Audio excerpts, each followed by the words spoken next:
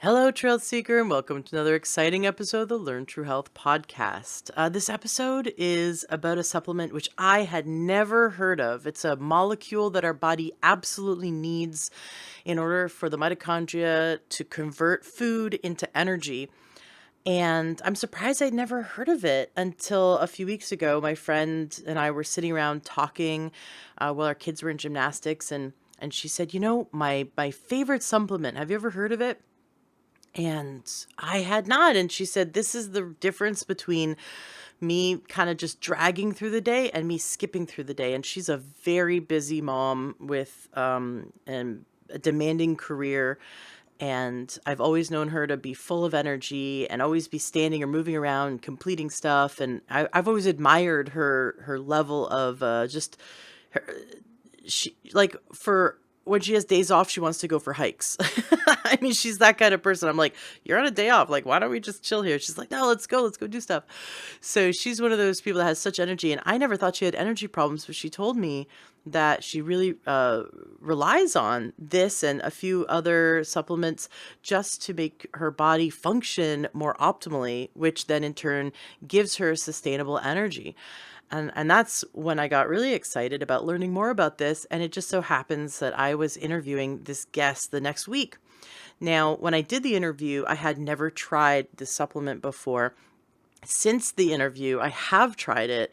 I've been taking it for the last few days, and I really did notice a difference, which is cool because there's so many supplements out there that I haven't noticed a huge difference. And this one, I was having a particularly hard day. It was a few days ago, and I was having a kind of a rough day. If you've been a listener and you've listened to past episodes, you may know that I was pregnant. I lost my daughter in birth, and then a few days later, I got COVID, and it was and my body was just really run down because of grief and being in shock and postpartum healing from postpartum. So the last month, my body's been through a lot. And on top of that, we're moving. We're actually downsizing a 2,700 square feet into a fifth wheel RV. So our life has been kind of crazy the last month and a half. And so a few days ago, I just had really low energy and I'm emotionally just very drained, kind of feeling depressed, but pushing through it, definitely feeling grief. And I was just, continuing to mentally, stick to focusing on this positive outcome we're going to have, focusing on what I'm grateful for. But still my body was not, was not where my mind wanted to be. It was definitely very low energy. And with caffeine can wake you up, but it doesn't really give you energy. You can still be awake and exhausted. So that's not really the answer. And I take all my vitamins and I eat as healthy as I can. And then I took this supplement, and about an hour later, I just noticed I'm not exhausted anymore. Like it's not jitters. It's not, you're not feeling hyper. I wasn't feeling hyper. I haven't felt hyper on it. I just noticed that all that fatigue was gone. And we've gotten so much more done since then. We've been able to complete so much more of our moving and decluttering and selling or giving away or donating or getting rid of all of our stuff. And that's really neat. And I've also noticed that sort of deep depression has really eased up, that there's the sensations of deep sadness have really eased up. And then in this interview, he talks about that. He talks about how this supplement really supports the brain, as well as the body in producing energy. But people have noticed better sleep. And I've noticed I've had, since taking it, much deeper dreams, like much more vivid, colorful, detailed dreams, which is really interesting. So I must be getting deeper sleep. And then I have noticed not that I ever really have had brain fog lately. It's just, coming down from all the events that I've had recently. I've noticed that this supplement has made things a bit easier. And so that's a lot. That's a lot of really positive payoffs for me, that I've had the ability, even late into the evening, just have the ability to keep going. Whereas I might have just, called it a day at 4 or 5 p.m. and said, okay, I'm done with, these tasks till tomorrow. But I've noticed that like last night, it was much later in the evening and we're like, oh, I could keep going. This is really interesting. So it's what the body uses to convert our food into energy, and we're often depleting it. And we talk about in this interview why we're depleting it and where it comes from and how we can take this supplement. The guy interviewed, he formulated one that's very high quality. So I recommend you check out his, and the links are going to be in the show notes of today's podcast, learntohealth.com. And he gives us a coupon code. So all the listeners, we get a discount, which is great. The coupon code being LTH. So enjoy today's interview, share it with your friends who might be going through some mentally or emotionally stressful times, I think it's good for anyone who wants good, sustainable energy. But it's also good for people who have brain fog or are just really stressed out, because I have noticed it has made it easier for me the last few days that I've been on it. So that's really exciting.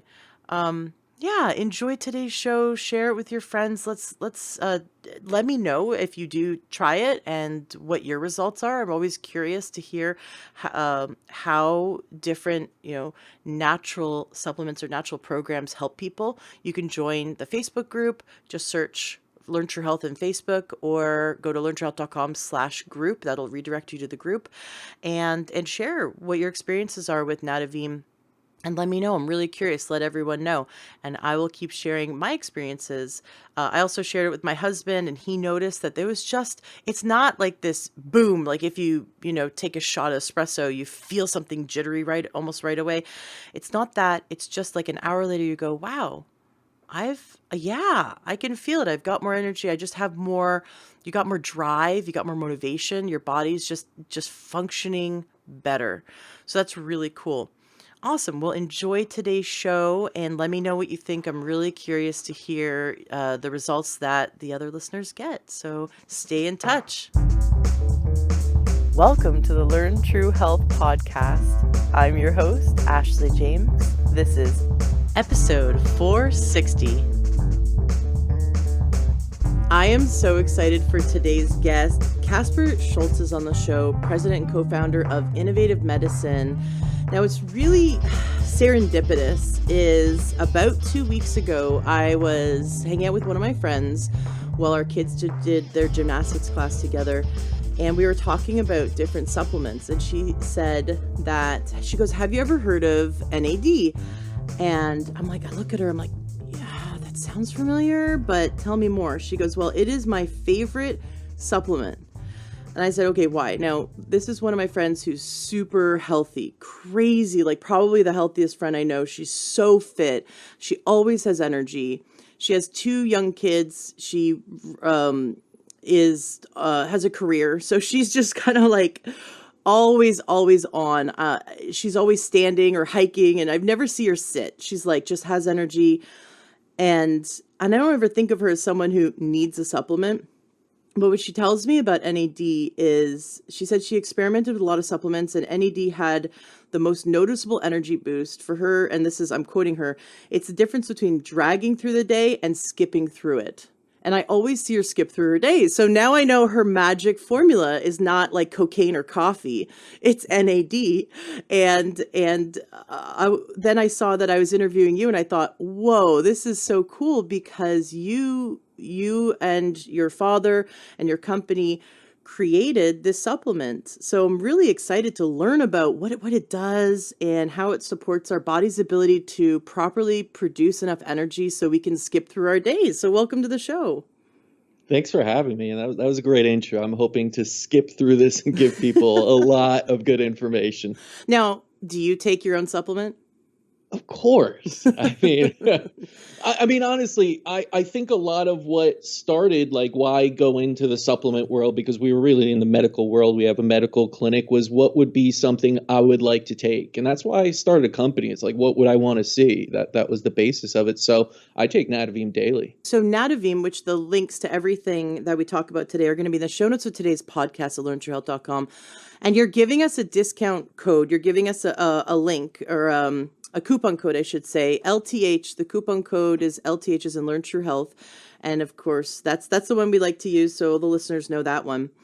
So Nadovim is the supplement it's an NAD supplement, and it's now I have so many questions. We're gonna talk about why is it better than the other brands out there, and what it does and how it affects the body and how it, supports the body's ability to make energy in a really healthy way. But before we get into all that, I'd love a little bit of background information. What happened in your life that led you to where you are now? What happened to lead you into helping create, being part of the team that has created and distributed this supplement? Yeah, it's a good question, and one they get asked a lot. It's like, what happened, right? When I was recently asked this for a survey for like top entrepreneurs to fill out that my PR team had me do, and it was like, what was your aha moment of all this? It's like, I don't have one. Like, and it was like, I don't know. I was frustrated. Like, I was born into this first off, in a sense, meaning my father is a doctor, my mother's a psychologist. They come from Europe. They have a little bit of a different background, but I've always been around medicine, health. And this idea of being healthy is just something that was really ingrained to me from day one on this earth. So it's not that this is something new or I had anything happen to get me into the field somewhat. I used to travel around the world with my father when you go to conferences and just be around doctors as a 5-year-old in China or something. And that was just normal to me.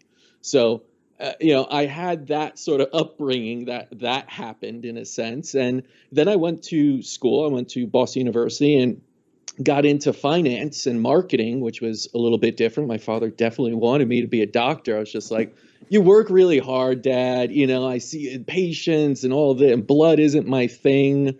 And, here I am, 20 years later after that conversation in medicine, talking to a lot of patients and working really long hours also. But it was, after I graduated with a finance and marketing degree, I went into finance, became a financial analyst, thought this was like the corporate road and, the ladder to success and living the American dream. And within a year, I was like burned out and frustrated and miserable. Mm-hmm. It wasn't what I thought. It wasn't like creative. I was just hitting buttons really and just, typing in trades and seeing that they were correct and answering to 10, people above me that didn't want any input on anything. So a year of that as someone that, is creative, that really did value health and feeling burned out when you're 21, 22.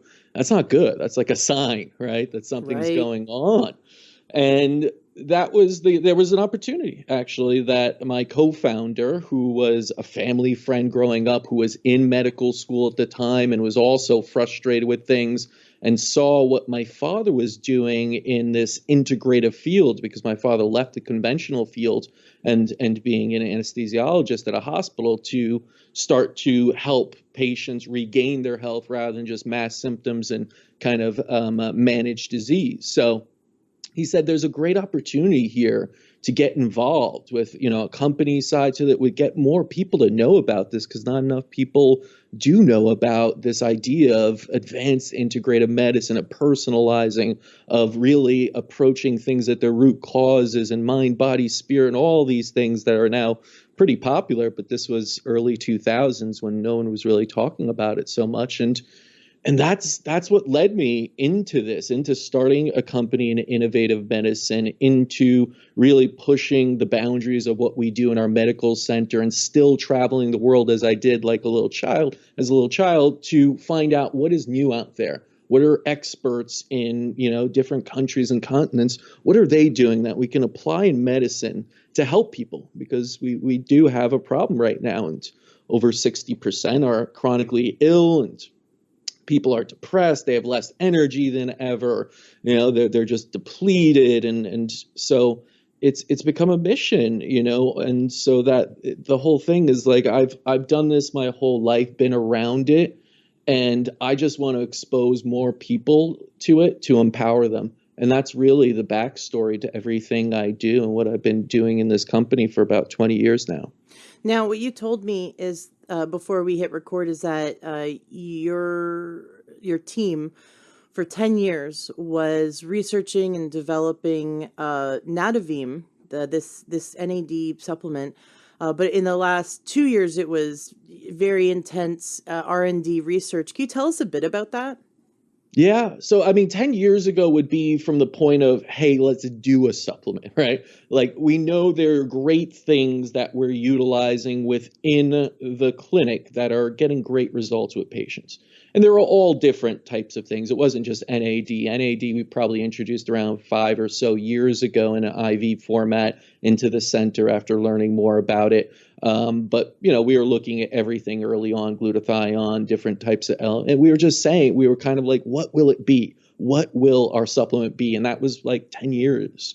And then around 2, 3 years ago, maybe a little bit more, we started to really focus on NAD because what we saw when applying it intravenously was that patients who had brain fog, neurological disorders, early onset dementia, anything related really to the brain, saw a vast improvement when using this compound. And we said, okay, this is, we're seeing it firsthand in really tough cases: Parkinsonism, Lyme disease, neurological Lyme disease, again, dementia, anyone with a brain injury, and they were improving drastically in some cases. Multiple sclerosis. MS. I mean, you could go across the board, naming neurological pieces or something with a neurological function. When you talk about brain fog or depression, that's linked to so many chronic conditions also. That's a symptom. And that was greatly improving as we added this into the treatment, NAD infusions. What about autism? Yeah, I mean, autism is a, again, I look at everything from the source. Autism, while it's a neurological disorder, you could also say it's a toxicity disorder. It's a disorder of emotions and all sorts of things there too. So I don't like to ever say, diagnoses that are multi-pronged outside of just neurological, especially in children, that this is like the key or the answer. And again, NAD isn't the answer to anything, I would say, really. It's a wonderful addition to help with the functioning of something. And we could get into that later. Perfect. Yes, absolutely. And now my limited understanding, and I'm really excited for you to help us dive in deep and understand it much more, is that this supplement supports the mitochondria, which is the powerhouse of the cell. I definitely want to get into that. First, can you tell us, what is NAD? What does that stand for, and what is it?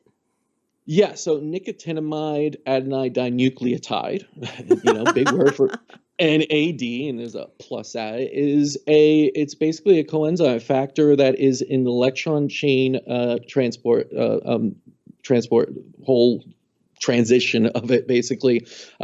So what it is, and actually when I talked to experts about this originally, it was explained to me that it's as important as oxygen in the body. Every single cell in your body needs NAD, and it's basically the way we transfer over from food and everything we take in, water, into energy within the cells, within the mitochondria.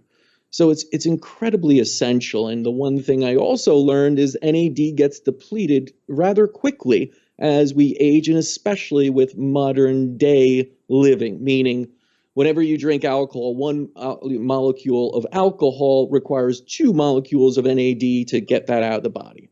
Same with prescription drugs, same with oxidative stress or just general stressors in general. Oh, and this is fascinating. Sorry to interrupt. So does the body make NAD? So the body has basically has stores of NAD that it will require to create this energy, but no, it requires an outside source, and you get it from food as well. It's just, things that are usually higher in protein or anything, you could actually do that. It's just not a large amount, you could say. And again, at the rate we deplete today, it is problematic. So this is probably the reason so many people don't know what NAD is, because if it's as important as oxygen to life, and every single cell needs it, how come we don't know about this? And I was thinking the same thing, and everyone I spoke to answered because we never really had a problem with it before. We always had these stores. As we age, it goes down, but it's not enough to really cause an issue.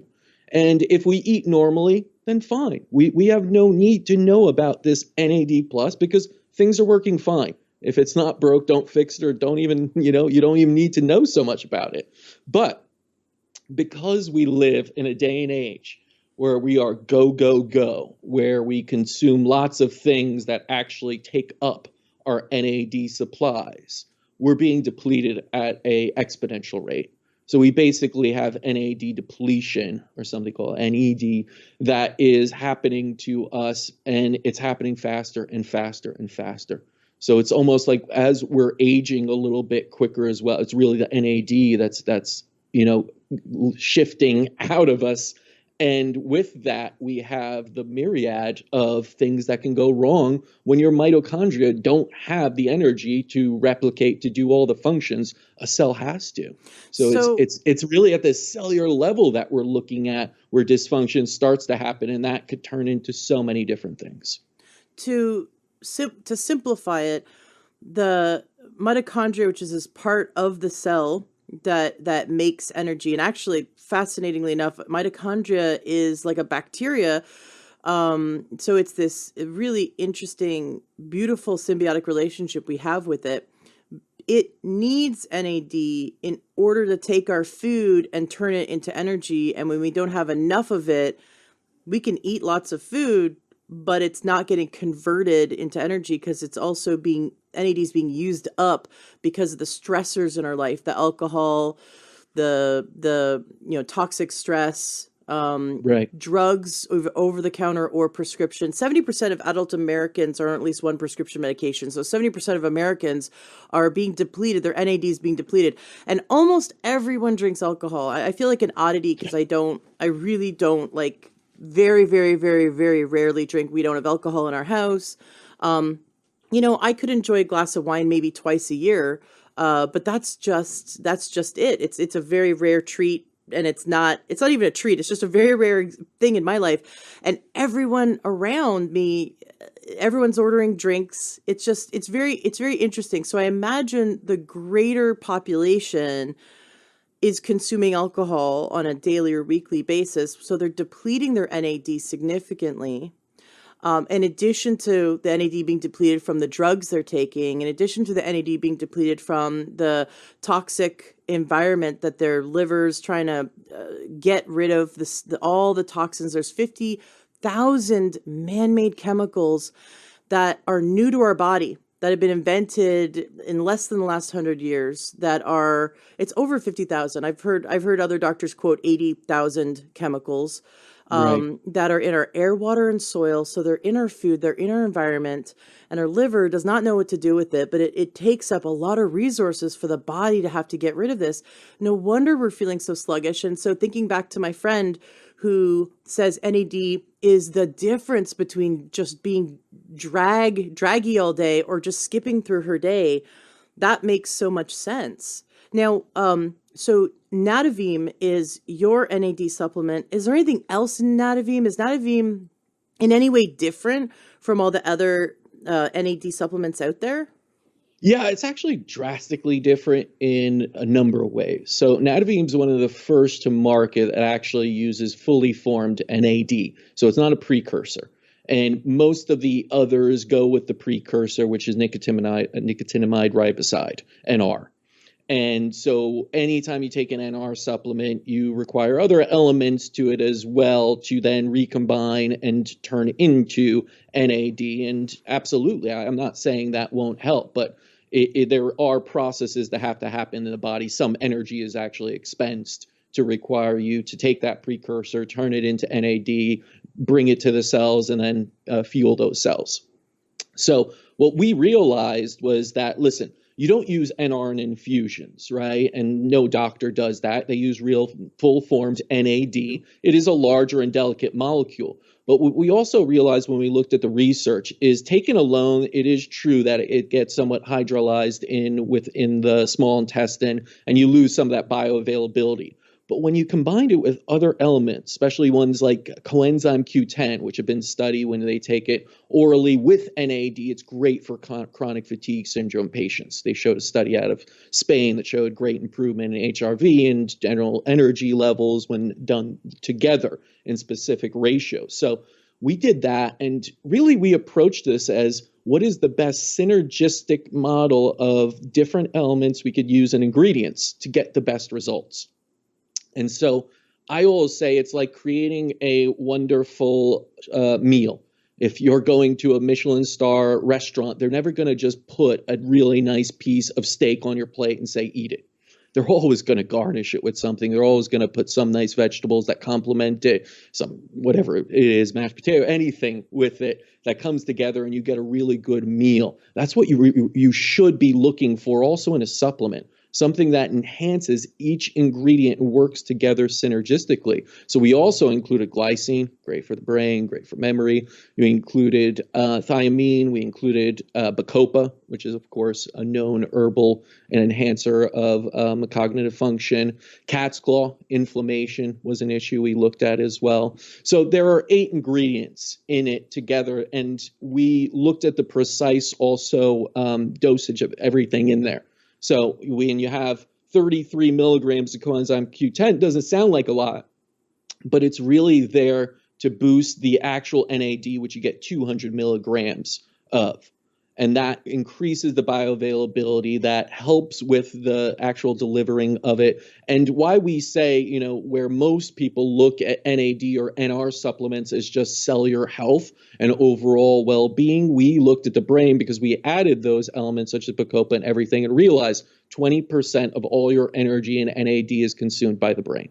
Oh, And yeah. that is where you should be looking if you have things like brain fog, if you have things like memory loss, and even very small. So while we used it in the first year or two strictly within the clinical aspect, gave this to doctors within our network, and used it on the tough cases of neurological diseases, once we opened it to the public and started getting the feedback, you get things like, I used to forget, you know, certain words, where I put my keys. That doesn't happen anymore. I used to need that second cup of coffee in the afternoon. That doesn't happen anymore. I used to, forget different, things throughout the day. That doesn't happen anymore. And it was wonderful to see that what we looked into the research, what we planned out, what we did lots of R&D about was actually happening, both in the population that was sick and really required a boost, but also the population that thought they were healthy and thought this was just decline and aging, but it really wasn't. It was NAD depletion. And so lots of people that are going through just fatigue and brain fog, and that's a huge population. That's why we created this product, because we said, what's the lowest hanging fruit that can impact the most people? And what we saw in our patient basis was brain fog, neurological decline, and then that also related to the general population, because I think everyone can say we have a little bit of this depletion and this need for focus more than ever. So where most people thought they were aging and going through this decline in their just general being, what we realized that they were probably being depleted of NAD. So this addition of this formula that gave them not just NAD, but gave them the coenzyme Q10, gave them bacopa, gave them thiamine, gave them the glycine. These were all together really helpful in restoring the proper brain function and getting rid of that brain fog and also increasing energy throughout. Mm-hmm. That's fascinating. So you guys for 2 years did almost like a clinical trial, like drug companies do clinical trials, in that you worked with doctors and their patients and had the doctors observe what was happening with their patients and then reported back to you. And then, of course, you and your own clinic, you'd been using NAD intravenously, like you had shared, and then you're using you're using Nadovim in your clinic and seeing the results you were getting before you opened it up for the public to buy. Right. And we were fortunate enough that we started as a company that really worked with practitioners first. So where we started this company was really education with other practitioners to show them what we were doing within our clinic. And so we built up a network around the world of doctors that we went and spoke to. We were in India, we were in Brazil, we were in all these places, kind of showing them different techniques in integrative medicine. So when it came time to introduce a product, we said, well, why don't we prove it on the medical side of things? You know, it's one thing to prove it in a lab. It's another thing to prove it with the toughest cases and actually get medical and clinical experience of what is going on, and to have that come from the doctors themselves. So when the doctors said, I did nothing, I changed nothing in the protocol, I gave this supplement to someone with Parkinsonism, and their tremors greatly reduced. that was a testament to us. And while that's not a double-blind placebo, we understand that we really do value that clinical experience. Because as we know, tons of things have gone through double-blind placebos and shown great, success in them, only to then be used by the general population. They don't see that same level of success. So, we value doctors' opinions. We really value those connections we had with the medical community itself that was already in this integrated world and trying to look at what else can I give to my patients that can improve their outcomes. And when we were able to provide them with Nadovim, and some of these people were already doing NAD infusions, but perhaps it was supplemental to take that home, because NAD infusions are costly, number one. They're lengthy. They're several hours. They do sometimes have some, they're not side effects, but they're unwanted. If you push NAD too quickly intravenously, you'll get this tightness in the chest and feeling of anxiety. And a lot of people don't like that. And so when you could provide them with a daily dose of NAD orally, and they're seeing similar results to what they were doing in the IV on, let's say, a biweekly basis, that's a wonderful, extra option for any doctor to utilize, and then to be able to provide that safely to the public as well. We were really happy with the outcome, from what we saw, probably more so than what we thought would happen. Oh, absolutely. Now, the IV is getting right in the body. How did you figure out how to make NAD orally be readily absorbed by the body? Is it the cofactors that are also in the Nadovim supplement, or how did you guys figure out because so much is lost in many supplements, so much is lost through poor absorption, right? Through if someone has a messed up gut, they're not absorbing all their nutrients. How do you bypass that? Yeah, I mean, first off, it's like a knowledge of bioavailability is really important, and understanding it. And we've worked with so many different compounds orally over the years at the clinic, understanding that number one, quality is always the most important, I think. If there's so many different sources of NAD, and that's what sometimes kind of upsets me, is just, this idea that NAD is NAD. That's the same idea as like, all right, a car is a car. Show me a Ferrari and then show me like a beat up old car. They're not the same thing. You will gladly pay a premium for one, and some you don't even want to get into because you might not make it to point B in that. So, the same thing goes for supplements, that goes for medicine. And I always say in no other realm is it more important to put quality first than in medicine and health, where it literally dictates your results. So we had to go around from different suppliers and different nutritional manufacturers and see and kind of test their NAD and look for those purity sources and look for ones that were unadulterated and really look for ones that had the highest quality to them. And then when you add in the cofactors on top of that, I think that alone is already a successful way to increase bioavailability.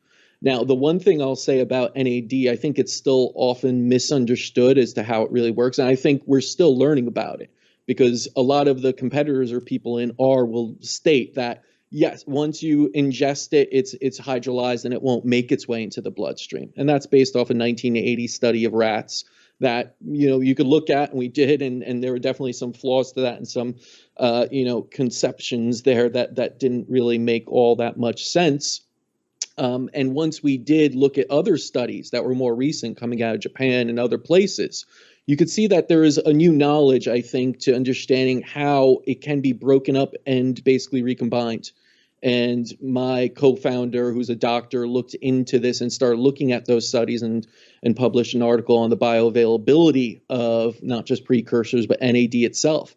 And what the conclusion kind of came to, there's a couple conclusions that it came to. Number one is that it gets broken apart, but then it gets recombined. So if you think about it, if you had to take a car through a smaller, space than it could fit, what would you do?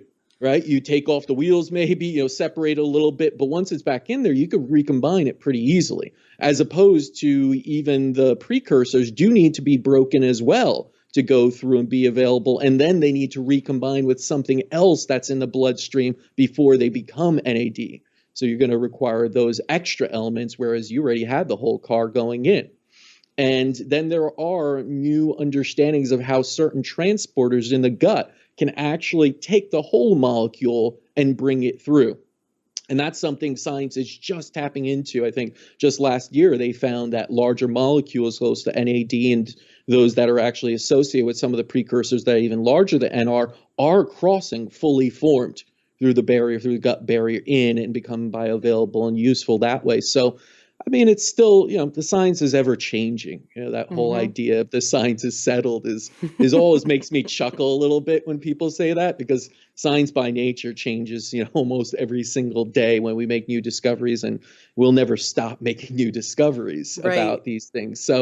So it's kind of interesting to see it anecdotally, right? Because that's where we started. We started, okay, you give someone NAD, they get better. All right, what about oral? They got better too. That's anecdotal. That's just, that's not. And then you start to see the data that's coming out that you research, and it's matching up. We didn't even know when we first started putting coenzyme Q10 with NAD that there were any research papers or anything. We just went off the knowledge of each individually. And then Mm-hmm. it got brought to our attention. Hey, there is this study out of Spain where they did it and they put the two together and supplemented over 8 weeks and saw vast improvement in HRV in general. And it was like, oh, wow, that's basically validating what we were seeing.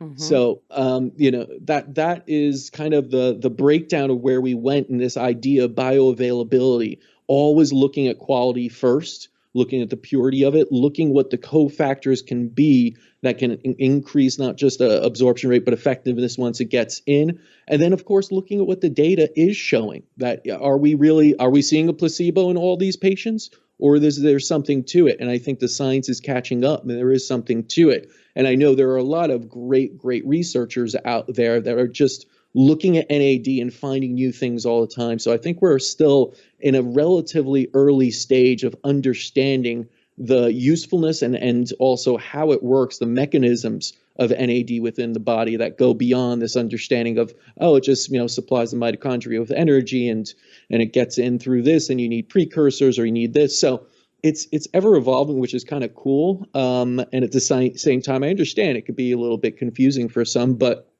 at the end of the day, we care about results. We care about actually helping people. If that comes first before the data and research can really validate over and over, we're okay with that. We hope it'll catch up soon enough.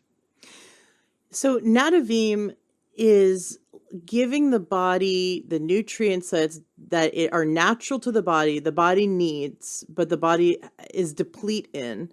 And that's vastly different from taking a drug or even self-medicating, with coffee, with sugar. Sure. Like I remember a time in my life where I would go to coffee and sugar just to like wake up in the morning. I had a really, really bad chronic adrenal fatigue in my 20s. Mm. It was ridiculous. I went to see a functional medicine doctor who was she performed in the Olympics twice, and her and I are still friends today. She's amazing. She's in her late 70s and she still like runs marathons. She's just super awesome. She's like, I want to be her when I grow up. And this was 10 years ago. Oh, maybe actually 12 years ago. This was 12 years ago. And she looked at my cortisol levels and said, I have never seen cortisol levels this low. You absolutely have chronic adrenal fatigue, based on all my symptoms and my blood work. She goes, and then back then I went to several MDs and they just brushed me off. Mm. They hadn't learned about chronic adrenal fatigue, and they're like, well, you don't have Addison's disease, just go home, drink coffee, whatever. But I went to her and she's like, okay, we gotta, we're going to get you better, with supplements and a better diet and better, different lifestyle changes. But it validated me because I was, and doctors said there's nothing wrong with me or whatever until I saw her, and she knew to run the labs to see that I had chronic adrenal fatigue. And she said, I'd never seen someone so low. She goes, the closest I've ever seen was after I finished the Olympics, after her training and after like very intense. She goes, my cortisol levels were about the same, but I bounced back, and you've been this way for years. I know she would absolutely have put me on Nadovim if she had access to it back then. But how she helped me to start to get on the path to healing was finding out, all the different vitamins and minerals and things that my body was missing, and change my diet. And it took me years of just constantly researching and looking through natural medicine and working with several naturopathic doctors until I kind of clicked, until it all clicked, and I found the keys to solving my health problems. I'm really excited about Nadovim because it's what the body is missing. And when I started taking what my body was missing, like even a really high quality methylated multi B vitamin supplement, was like life turned on. All of a sudden the lights turned on in my body because my body was depleting that. And then when I started taking different minerals, 60 minerals highly absorbed by the body, all of a sudden it was like the lights turned on even more. And I started to feel my body come online. And these are things that should be in our food, but aren't in our food because they're food supply. They're not in our food in the amounts that our body needs, and our body's under way more stress. So it burns through our nutrients much quicker. And doctors wanted to put me on drugs. They had different drugs for me. And of course, my body doesn't have like a deficiency for, whatever drug they wanted to give me. My body was missing these key nutrients that are in Nadovim. So it's very intriguing, and I've had clients who say, because I'll help them get on like a really great multi B vitamin that's highly absorbed by the body, and a really great, actually all 16 vitamins and some minerals. And they'll say, well, how long do I have to take this? Okay, you've given me like I take it every day, but when can I get off of it? And it's just such an interesting question. It's like, well, how long do you want to feel healthy? Because this is what your body uses every day. It's supplements. When you're supplementing, when you're filling in the gaps of your nutrient needs, you want to take that every day for the rest of your life. You want to, like, your body needs vitamin C every day, right? So if you're not getting enough from your diet, you need to supplement in order to give your body all the raw building blocks it needs to have proper cellular function. And so your body's using everything in Nadovim to properly function. So we have to think this isn't a drug, right? Like you get on a drug and you want to know when you're going to get off the drug, right? But with this isn't a drug. This is supplementing what you are lacking, what your body needs in order to optimally function. Now that leads me to my question, because biohackers and athletes have really latched on to Nadovim, and NAD to boost their results. I'd love for you to talk about, because we talked about people who are feeling sick, or even just people who think they're healthy but notice they have a decline in their maybe their energy or their mental clarity. But what about those people who are just like super healthy, like athletes? Why are they so excited about Nadovim? Yeah. Well, one thing I want to get to that you said was really interesting that I've heard echoed by so many doctors is this idea that you will never be depleted of a chemical.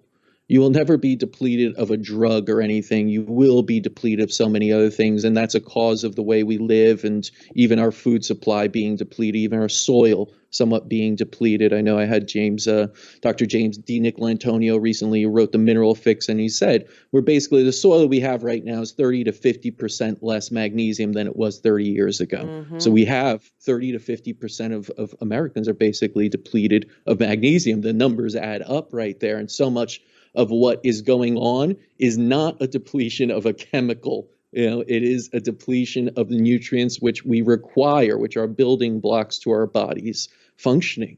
And that's really important for people to realize, that when you go on a drug, that's just keeping you in a state where you're managing something. You're managing a depletion in a sense that is more natural. And then you start to become dependent on a drug.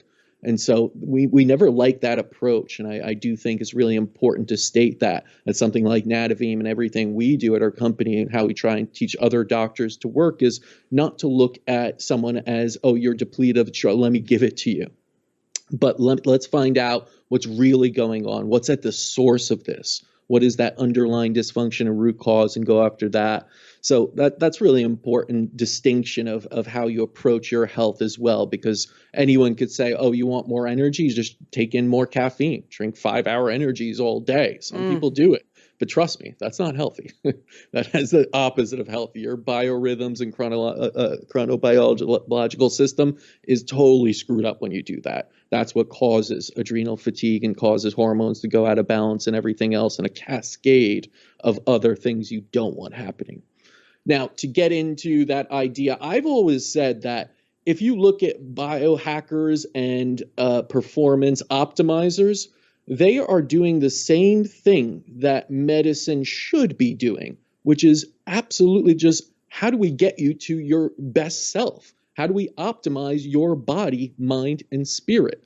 And so when we approach medicine, it's not that we're just trying to get you to this absence of symptoms, which most of medicine would say, yes, we did it. We cured you because you don't have symptoms right now. Meanwhile, underlying dysfunction is still there. You probably require ongoing maintenance and you may not feel that good here and there. So really, if you push the goal and kind of the end zone, let's say, to having complete optimization of your health, of self-healing, of self-management, of getting you to a state where you don't require kind of caffeine or other things to wake up or pills to go to sleep.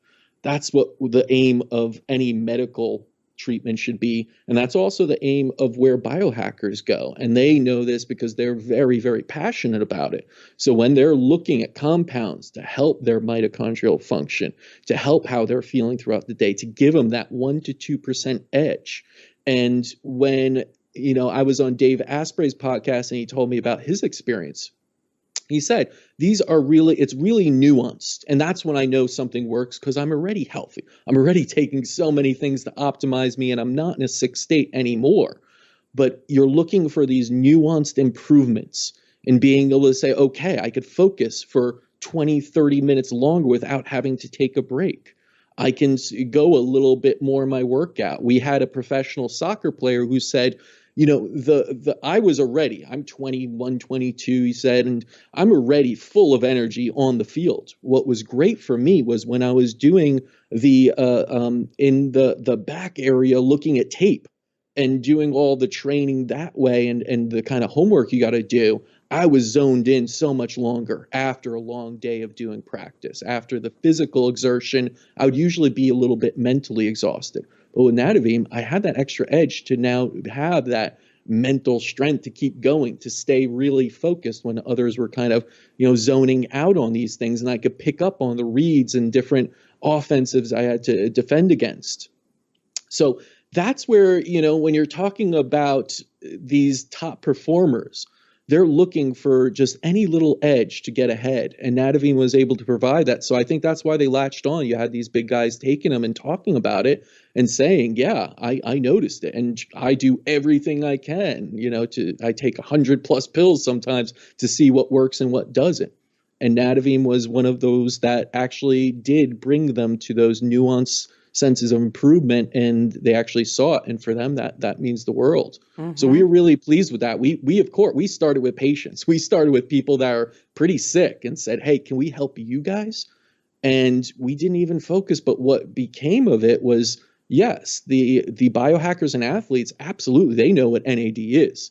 They're also depleting it with lots of energy and just what they're bringing into their body and also expelling. So they understood that if you could optimize and even something that we call pre-plenish your NAD levels. It's not about replenishing. Many of them would probably show that they're really taking care of themselves and have pretty good levels of NAD. But what about really stressful times?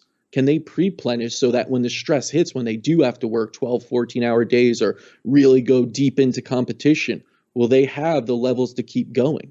And that was something really interesting and something we didn't see and just kind of happened. And it happened very naturally that these top biohackers just got into it as something that started in the medical community. And that's something I'm really, looking at right now. How do we bridge that gap between medicine and biohacking? Because I think it's one and the same, really. It's about how do we get you to your most optimized self and basically the spot where you're healthiest and happiest. I love that you brought up pre-plenish because it reminds me of when athletes carb load. They're filling up. They don't need all those extra glucose stores for day-to-day function, but they are about to do something really big. They know their body is going to go through the stressful event of a marathon or their competition or their game. And so they'll make sure that they're getting enough carbs and then extra so that they've got all the full stores of the blood sugar, the glucose stored in their muscles and their liver, so that when their body is under that stress, it can reach into those reserves. And or for those, there's certain athletes that are choosing to use ketones for energy, and they don't have a lick of fat on them, so they can't really like wait for the body to burn off some fat for ketones. So they'll supplement with ketones before they go into an event, so the body can use up those ketones as energy. My friend had a question, and I thought that was interesting because you just mentioned, so this is perfect. You mentioned that we can preload if we know we're about to go into a stressful event. Let's say you're going out for a night drinking with your girlfriends, you can preload some Nadovim, and please, like, take your B vitamins to, drink, hydrate and all that. I mean, I don't advocate for alcohol, but I understand, once in a while, if you're going to you're going to blow off some steam with your girlfriends or something, like, there's things you can do so you feel really good the next day instead of really crappy the next day. And so you definitely want to add Nadovim to that to preload if you're going into that kind of stress where it's like fun. You're having fun, but you're putting stress on the body. But is there a point where it becomes toxic? Is there a point where there's like a dose we should avoid?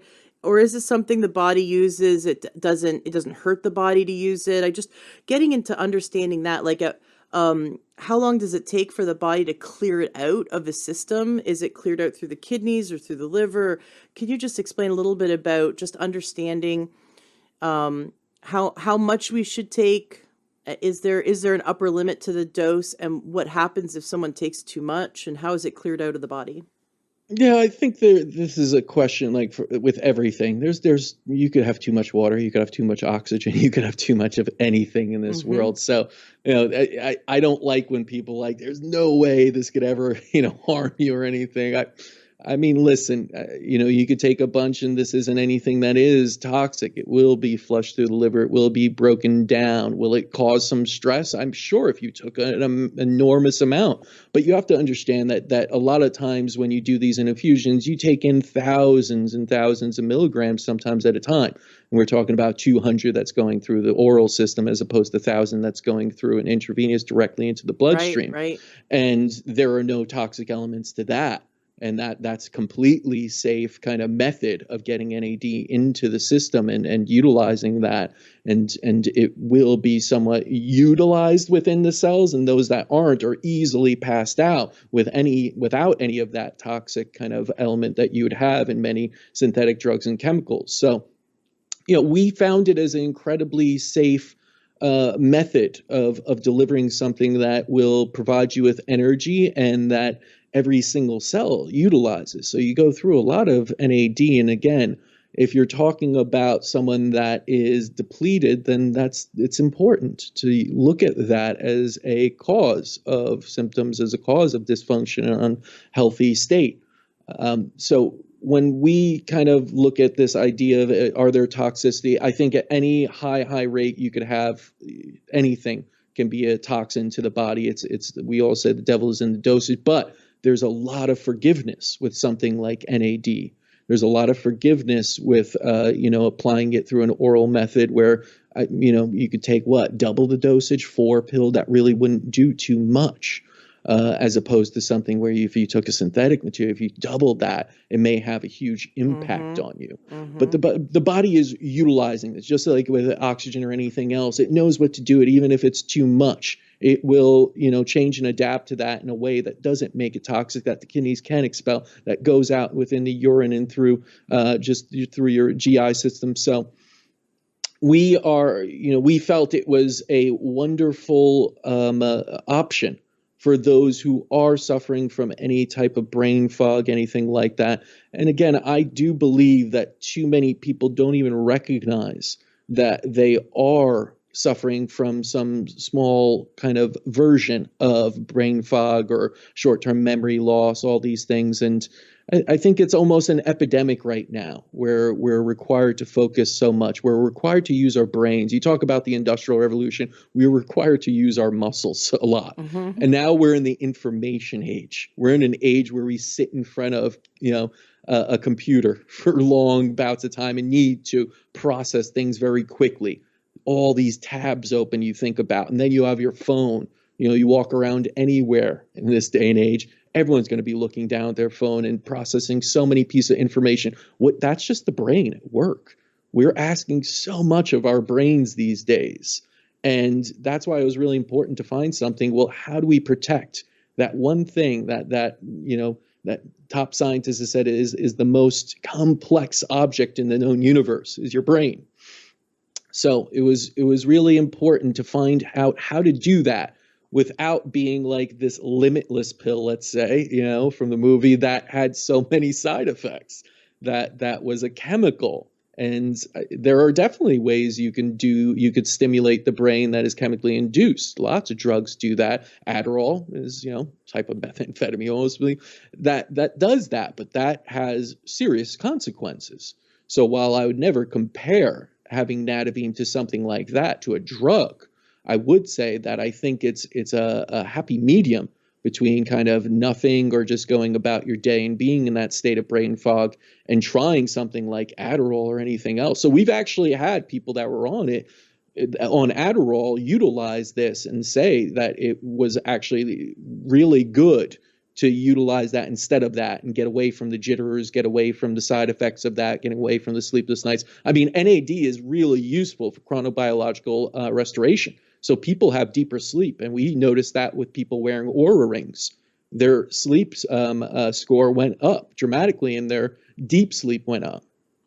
And that was again, a unintended benefit for many people who are just trying to enhance their cognitive functioning, and then saw better sleep and saw better skin, because again, this is getting into every single cell and helping it regenerate and helping it do what it needs to do. And that's absolutely going to impact your skin, which needs to regenerate so much, needs to get toxins out of it. How do you do that? Every cell needs to do that also and expel. And so, when you really break it down, we were truly happy with creating this, because while we were honed in on the brain, it had so many other uses. And we hear that from users all the time, that so many other improvements happen on top of improving brain function. So ADHD, people who have problems with concentration, they were enjoying the benefits of Nadovim and seeing that it helped them much better than Adderall, which,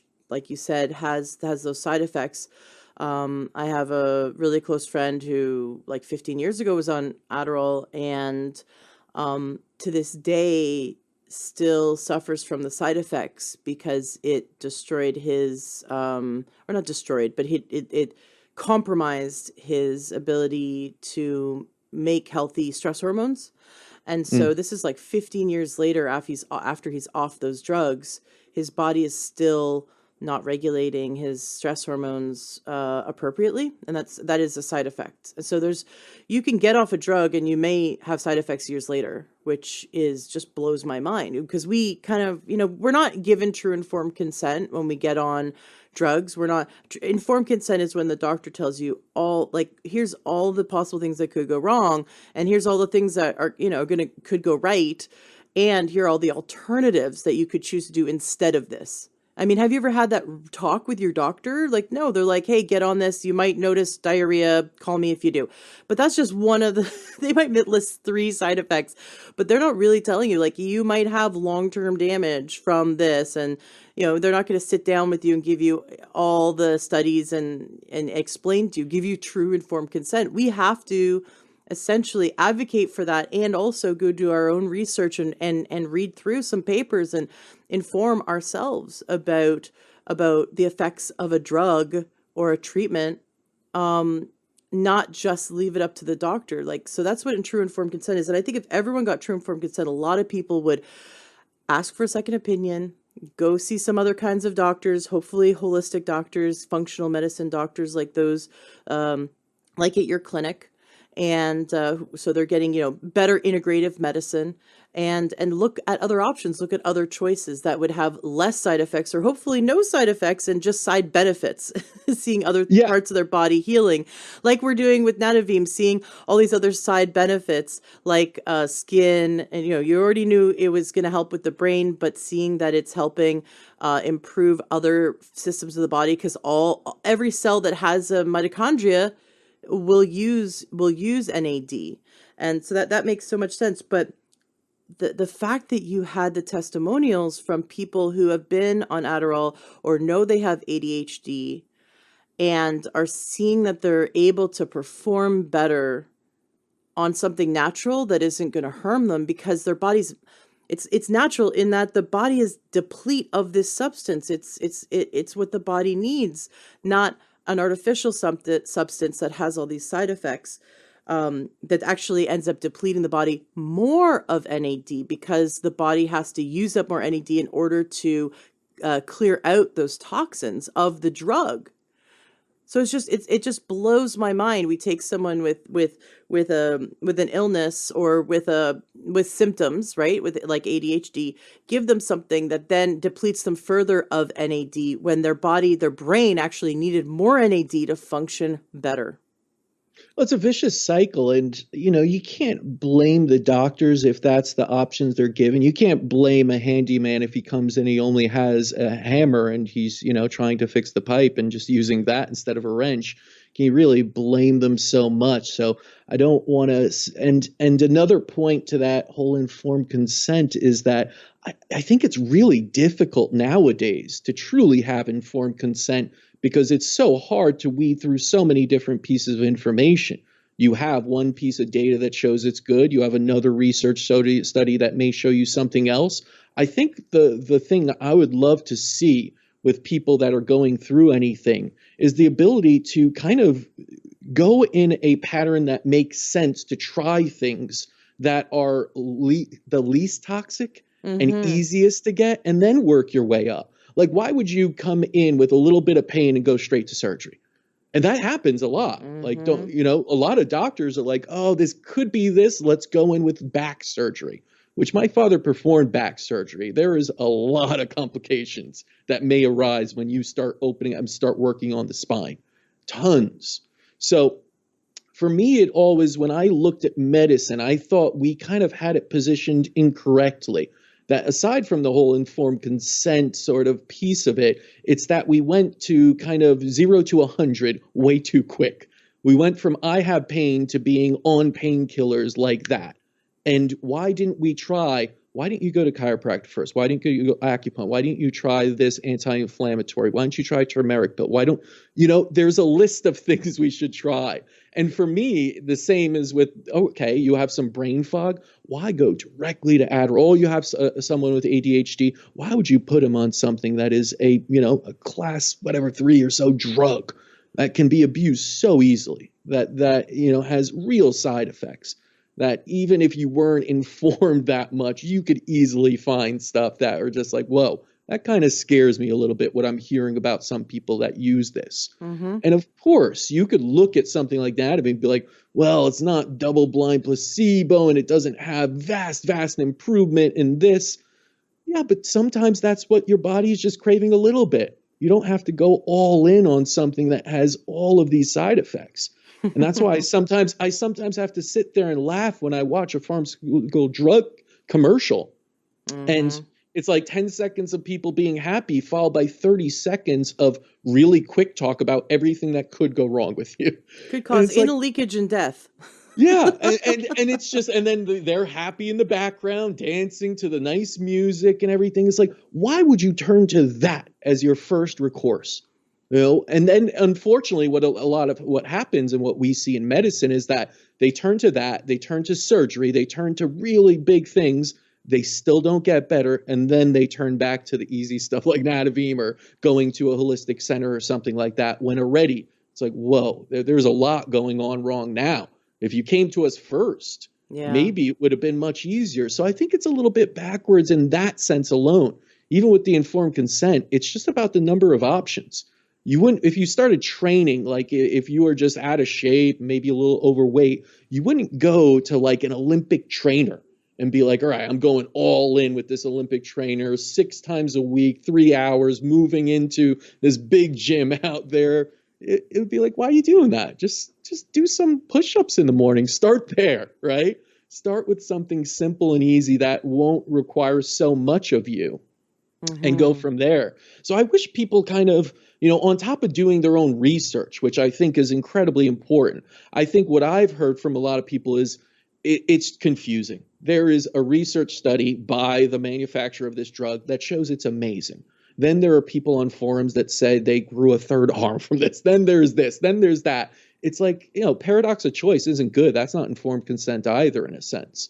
I think you just want to go with, well, why don't I try this? And again, I think there is this element of, what do you feel? Don't listen to the doctors, to the commercials, to the people trying to get your money. Don't even listen to me, in a sense, I would say. What are you feeling? What does your intuition say? And I feel that's something we've totally gotten away from, because I see Mm. patients all the time being like, should I do this? And it's like, I'm not answering that question for you. Like, this medicine isn't for everyone. There's a lot of responsibility involved. You'll have to change your lifestyle. You'll have to do a lot of things that you may not want to do. But I think this is a great option. But at the end of the day, you have to make the choice. What feels good to you? Maybe going on the drug is right for you right now because you won't go through those lifestyle changes right now. And Yeah. maybe, in a little bit you will. So, I think that this, like where we are with Nadovim is like, well, why wouldn't you start there instead of, let's say, Adderall, or going to something even bigger, or really undergoing some big medical procedures for the brain or anything like that? Give it a try. It's not a huge investment. It is relatively safe, you could say. I won't sit here and be like it's absolutely 100% safe. I mean, you could have some kind of reaction to something in their thiamine or something maybe, but incredibly small, because again, these are all natural elements. You should be getting them from your food anyway.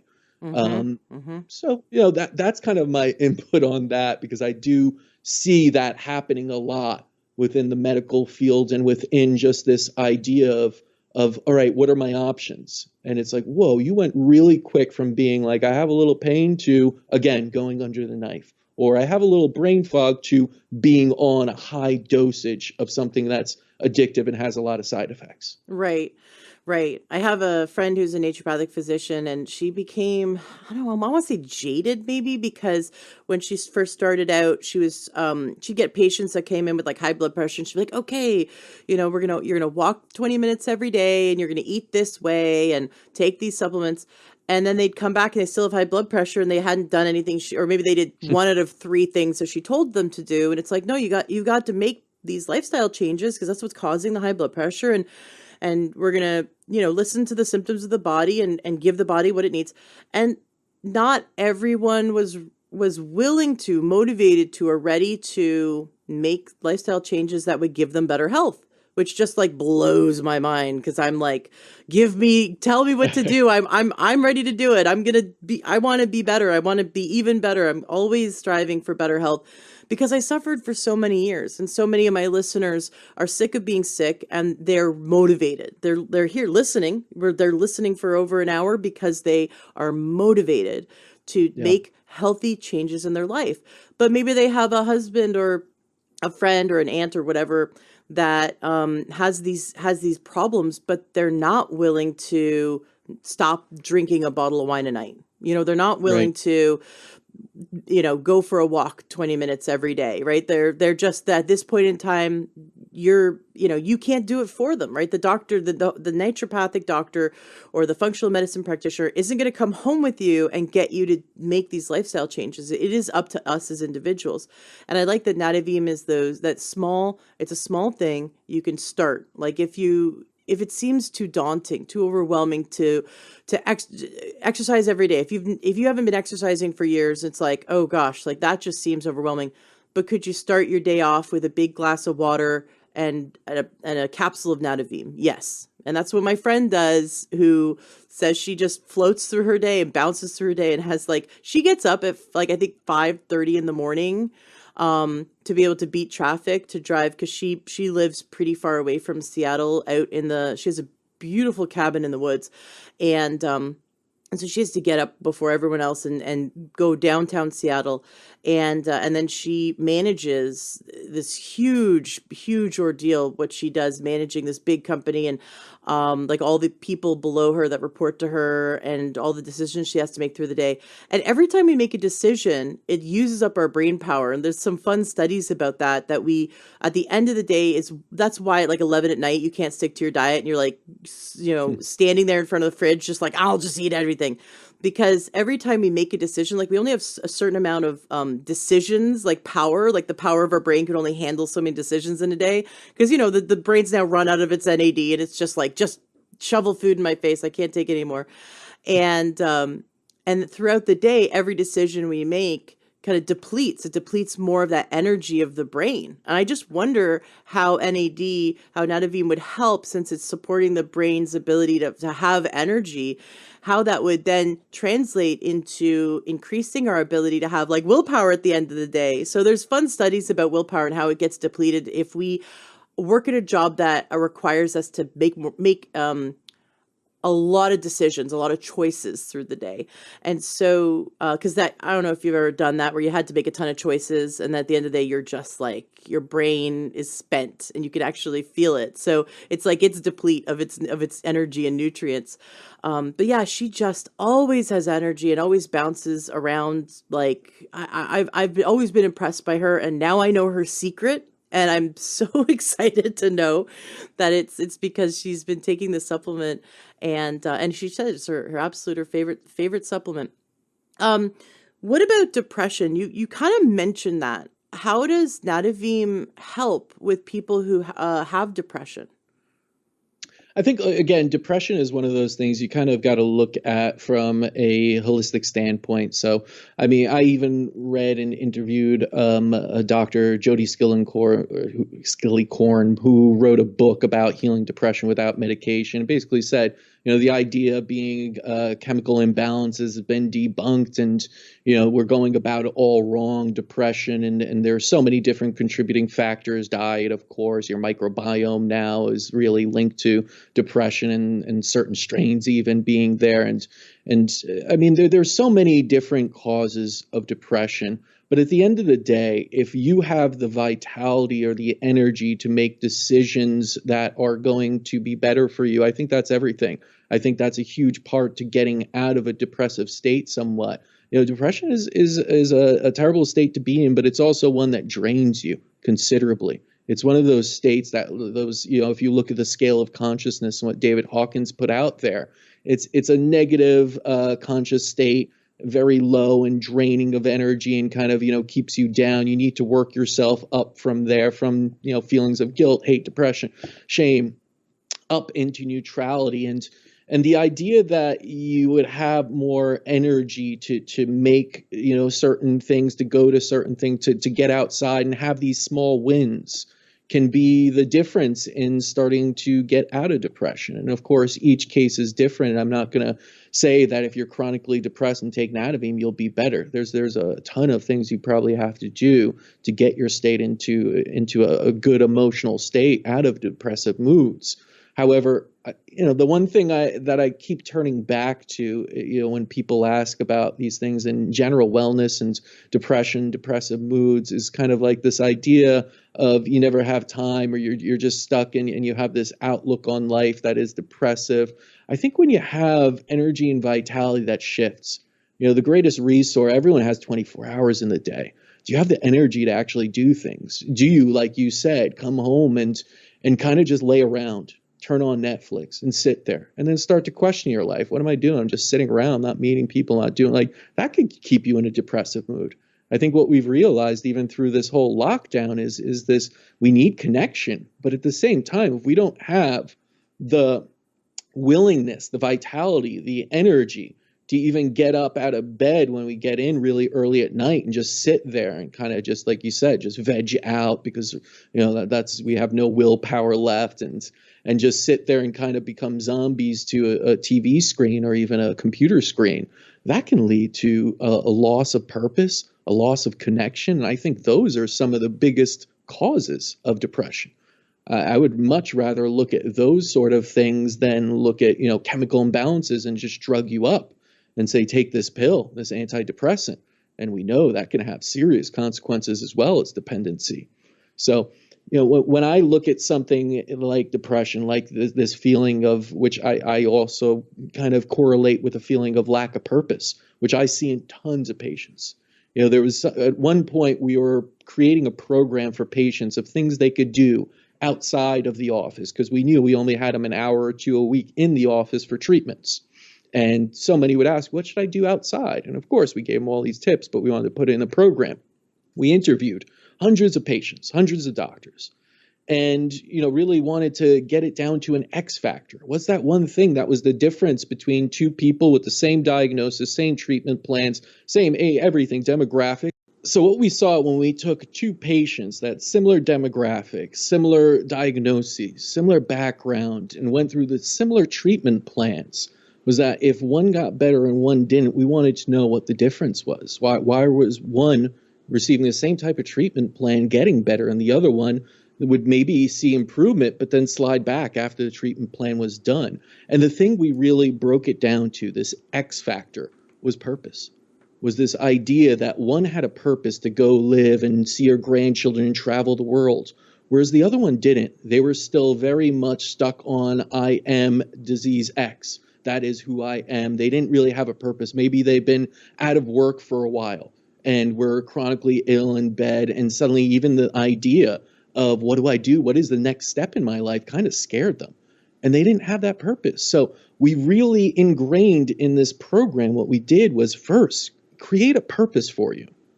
It could be anything. It could be, I'd love to go ski in the Swiss Alps, or I'd love to run a 5K, and just keep that in mind.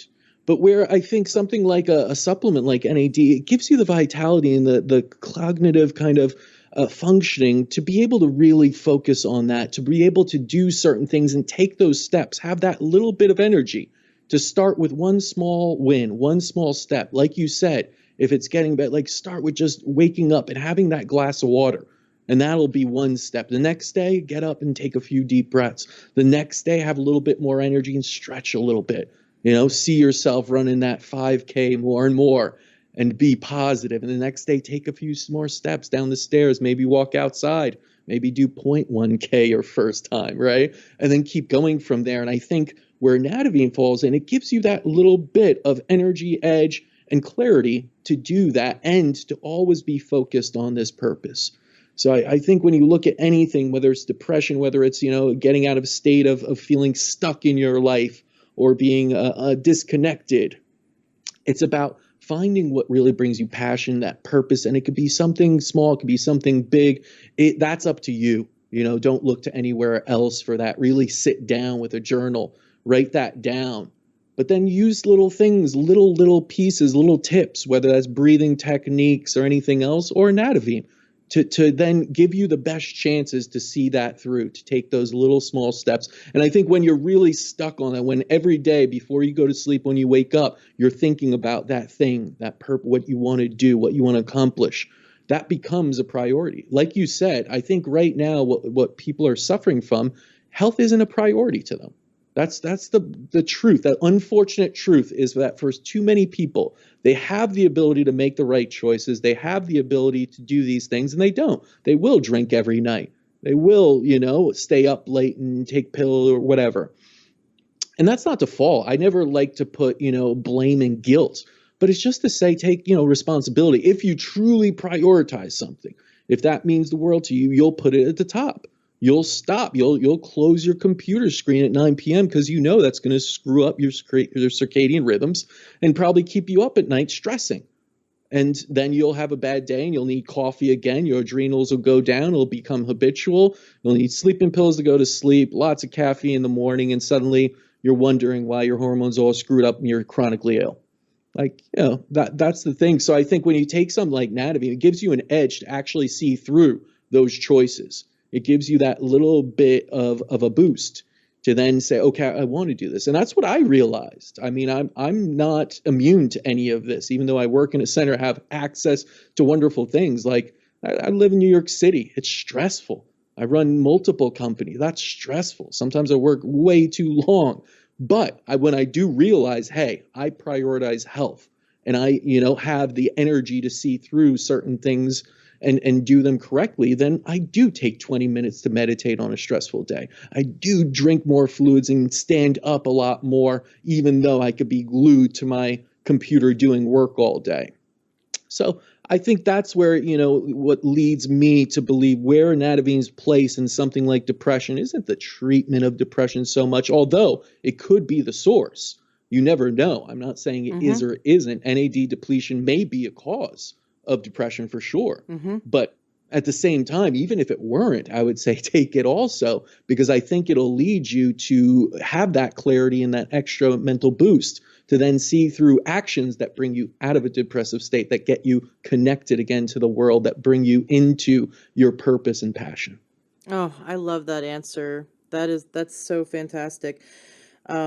So yeah, so many studies have shown that those who, for example, volunteer, those who have depression or even Right. suicidal, if they volunteer, they find that they get more joy and more out of volunteering than what they're actually giving. We think volunteering is like almost being a martyr, like I'm gonna have to give away my time and my energy, but really you actually get back more because it's just amazing. So you can make an impact on the world, and then that is helping you even more. So there's so many studies that show that it not only helps with depression, it actually increases longevity. Those who volunteer, or who have a life purpose, who feel that they're making a difference in their community, live longer, and that makes a lot of sense. And that NAD depletion in and of itself could be the factor that's having them feel depressed. Like you said, we're just starting to understand how this very complex system works, the brain, and that we're even discovering that the gut is like a third brain. There's like a second brain, and then they're discovering now that the heart is almost like a third brain. That we always thought it was just the brain was telling the organs information, but we're seeing is that all this new information that we're discovering is that the heart and the gut is actually giving information back to the brain. It's like these three brains in the body are communicating. In the book, The Holographic Universe, fantastic book to read, talks about how we think all of our cognitive abilities and all of our neurological functions happen in the brain. It actually happens holographically throughout the entire nervous system, that we can store memories not just in the brain, but in other neurological tissue throughout the body. And so there's just I recommend reading that book for anyone that wants to just have their mind blown. Literally, it's understanding that what we think we know, what we've been taught about neurology, is so far off from what we actually are. It's very complex. And so of course a nutrient deficiency could be the root cause of these issues. That makes total sense. And also everyone benefits from focusing on a life purpose, focusing on feeling like they're making a difference in this world, or a difference in their family, or a difference with their friends, whatever is, within your value system. Anti-aging was a big buzzword for a long time, and now they call it other things now. Even reversing aging. Dr. Daniel Amen, I've been fascinated with his research and been following him for the last few years. He was able to scan the brain and see that there are certain pockets in the brain that as people aged, and it depended on their diet and their lifestyle and their nutrient deficiencies, because a 20-year-old can start to have these sort of age spots within the brain, where when he did these scans, he could see that there were pockets of the brain that weren't functioning optimally, that it was almost like Swiss cheese, that there were pockets of the brain that weren't getting enough oxygen, weren't getting enough nutrition. The blood flow was being restricted. When we think about heart health, there's certain diets that actually will increase blood flow and make the arteries healthier. And you can reverse heart disease. I had Dr. Cadwell Esselstyn on the show, who has performed the world's longest study on using diet to be able to reverse heart disease and prevent it. And he wrote the book, How to Prevent and Reverse Heart Disease. And he shows pictures of hearts that were totally clogged and the arteries that were not getting blood flow through. And then 2 years later, same patient completely clear heart. So we can reverse arterial sclerosis and calcification of the arteries. And it's amazing because you go to a regular MD or maybe most cardiologists and they want to put you on drugs or put stents in, and they haven't seen this research. They haven't seen that we can completely reshape and restore and reverse the aging or the damage. Maybe it's not, maybe we shouldn't be calling it anti-aging anymore. It's reversing the damage of living and your lifestyle, and whether, if you eat fries every day, that kind of thing, puts a huge strain on the cardiovascular system. But Dr. Daniel Amen sees that the same things that cause heart disease, we're having basically heart disease in the brain, that we're having cardiovascular disease of the brain, and that it's like Swiss cheese brain, where there's just whole parts of the brain that aren't getting enough blood flow and they're kind of dying off or just not functioning optimally. And he's been able to, and he's been doing this for over 30 years, he's been able to follow patients, change their diet, get them on supplements. And I wonder if he's using NAD or Nadovim as one of his supplements, and you should definitely reach out to him if he's not. And he has then maps and does these scans, and he can see the blood flow coming back, the brain's restoring, and the Swiss cheese going away. People who are having dementia, reversing that. So anti-aging is one of those, keywords, one of those catchphrases, but really it's reversing the damage that has happened from living. I don't want to say from aging, but from living, because I think there can be a 20-year-old that's unhealthy as a 60-year-old, given lifestyle choices. With Nadovim, so I know that there's a lot of anti-aging experts that are really excited about Nadovim and have been using it. What are they seeing in terms of reversing the damage or slowing down the aging process?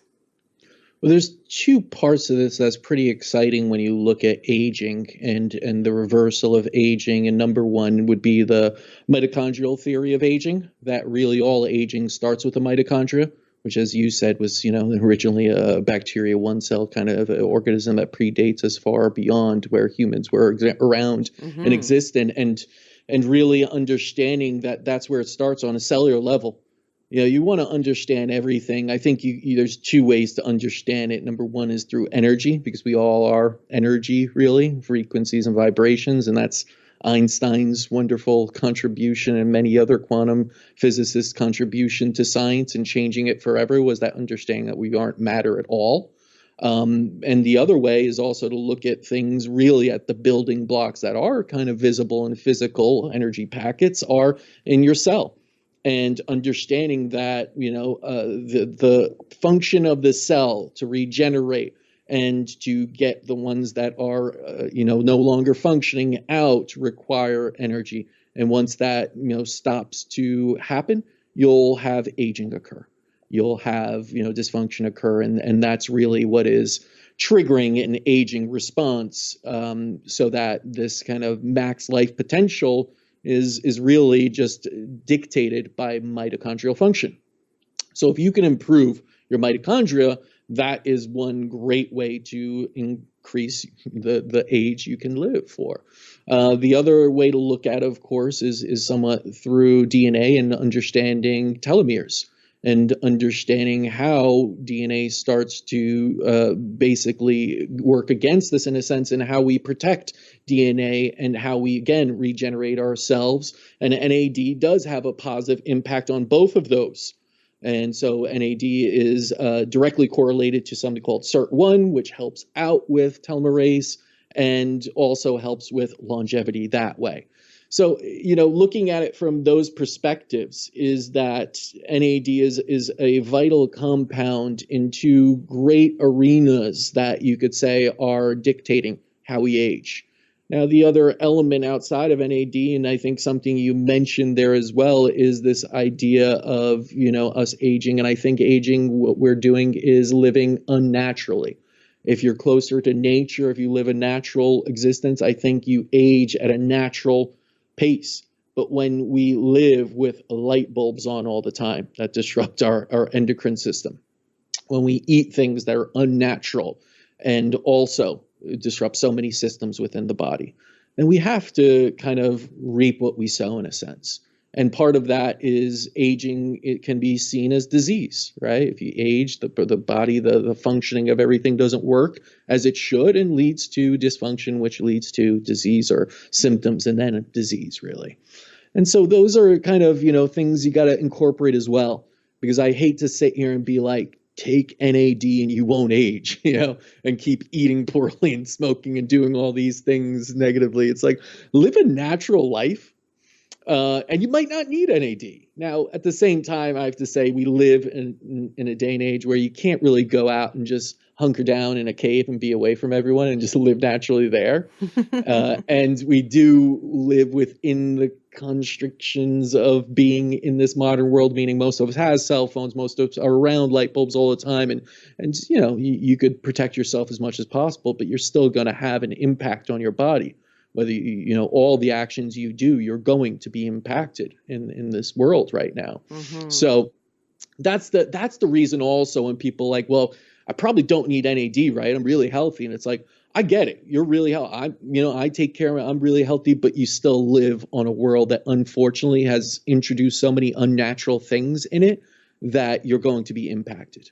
Even if you're living, far off now, you're still impacted. Mm-hmm. And that's just where we are right now. And that's why I say something like NAD is useful for everyone, because even if you're quite healthy, why not replenish? Yep. Why wait? Why not take proactive steps? That's what I think health really is. I talk about choices and everything like that, but it's also being proactive to prevent it, to prevent aging and prevent disease, which are, I say synonymous, mm-hmm. are taking the action before they happen. Every one of us usually waits to go see a doctor until something's wrong. With a dentist, it's like you get your tooth cleaning, unless it's in pain, why would you go see a dentist, right? And really go into it. And the same is for a doctor and all these things related to our health. And I wish medicine became more about prevention. I wish it was more proactive. I wish we could catch things earlier on. And even if you didn't go to a doctor, why not, take things like supplementation that can absolutely benefit your cellular function, mitochondrial function, all these things that, again, relate so closely to aging, to, you could say, beauty, to, preventing disease, preventing really tough chronic things that, again, right now, if you're healthy, you're in a minority in the United States. That's crazy to me. Mm-hmm. That is a crazy stat that most people don't realize, that mm-hmm. right now, if you're healthy, you're a minority. And trust me, in 20 years, you're going to be a really small minority the way it's going.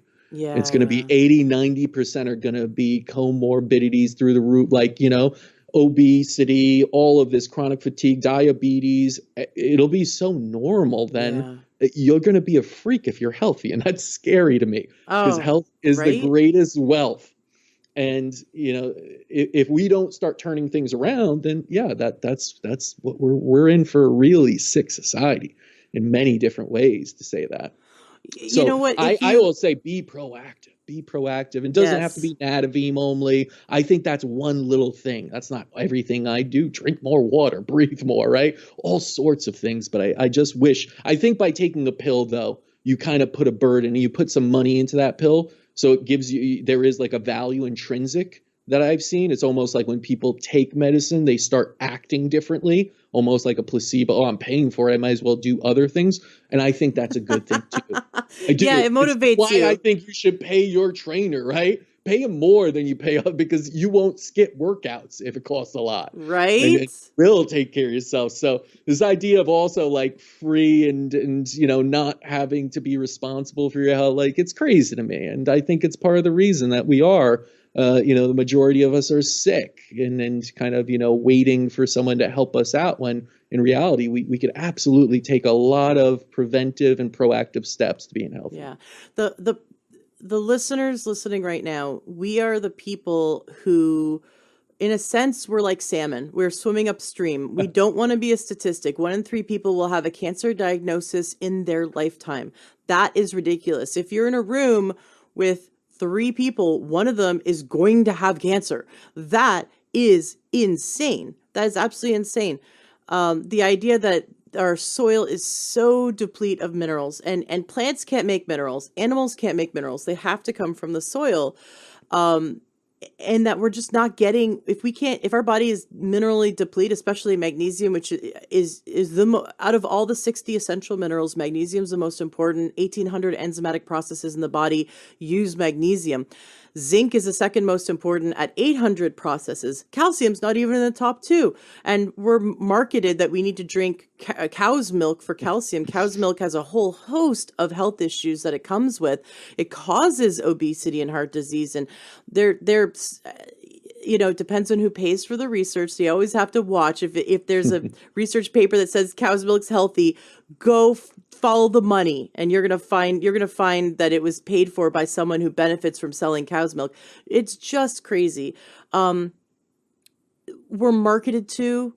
People are unhealthy because of what they were taught, what they were told.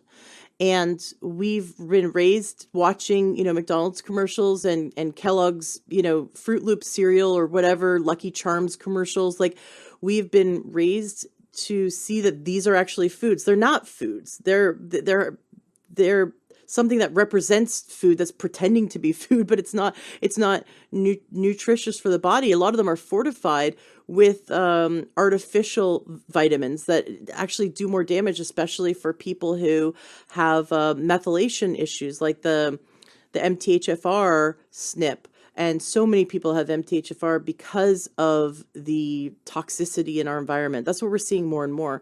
So my listeners are like salmon, like me. I'm one of those people who's going to go upstream. It's okay. I'm okay with not following the herd, because if I eat like and act like and have a lifestyle like everyone, the majority of the people out there, then I will be a statistic. And I don't want to be one of those people that is 1 in 3 has cancer, 1 in 3 is diabetes or pre-diabetic. I was diabetic. I reversed it with natural health changes and following holistic medicine. And I'm not going back. My A1C is 4.7. I'm never going back to diabetes. I am just going towards better and better health. And I know my listeners are doing the same. They're highly motivated to make these changes, even if it's just adding a supplement and then drinking more water, and then it's okay, baby steps, and then going for a walk, 3 times a week. Just add what you can and keep on that path. My last question is about depletion. When people are on cholesterol meds, and I've had several doctors and cardiologists on the show say, do not under any circumstances take cholesterol meds. I interviewed a PhD and MD who is also a cardiologist, and he's a cardiologist researcher. So he looks at thousands of patients instead of just one at a time. And he was the discoverer of the true cause of heart disease, that the true cause of heart disease is inflammation, and actually the cause of most disease. He's seeing that inflammation is, you have to look to inflammation and then look to what causes inflammation, and then make diet and lifestyle changes to decrease that inflammation. While this was, 30 years ago, 40 years ago, while all the doctors were being told to put everyone on cholesterol-lowering meds, he said cholesterol is not the cause of heart disease. It's a symptom that comes later after inflammation has done its damage. And what's causing inflammation? We have to kind of like go deeper, right? And the symptoms are being treated, but the root cause still continues to progressively do damage to the body. When people are put on cholesterol-lowering meds, there's so many side effects that happen. The patients end up not being able to feel their hands or their feet, and then they can't walk properly, and then they stop exercising, and they live a more sedentary lifestyle. That leads to early death. So that's just one problem that we see is happening with cholesterol-lowering meds, because the neuropathy is caused by reducing the body's ability to make healthy cholesterol that is used for the myelin sheath of the nervous system. So it's doing damage to the nervous system. Well, another thing it does by taking cholesterol-lowering meds is that it decreases the coenzyme Q10, which is, if you don't have any coenzyme Q10 in your body, your heart is not going to beat. I mean, this is just, your heart will stop beating. That's the fuel for that wonderful muscle that we all love so much. And it's great that there's some coenzyme Q10 in Nadovim, because it's one of those cofactors that you saw really benefited the nervous system, and it's absolutely needed. So what doctors will say now, when they keep their patients on cholesterol-lowering meds, they tell them to take a small dose, a low dose actually, of CoQ10. I'm wondering, do you know of, now you mentioned that the body, when it needs to clear out drugs, like the liver has to process the toxins from these artificial chemical drugs, and that depletes NAD in the body. Are there any drugs that you know significantly decrease NAD, like absolutely what doctors should be doing if they ever put them on XYZ drug, that they should be taking an NAD supplement because it has such a drastic effect on our NAD? Or is it just like all drugs in general? I mean, honestly, it's all drugs in general. Every single drug has a toxic element to it, and it's going to require NAD to then flush that out. Anything that's a toxin in the body is basically, requires NAD. And that's why you look at things like oxidative stress within the body, and then just free radical formation, and all these things are all part of the equation. Of course, the more toxicity, the stronger drugs are, the more NAD is required.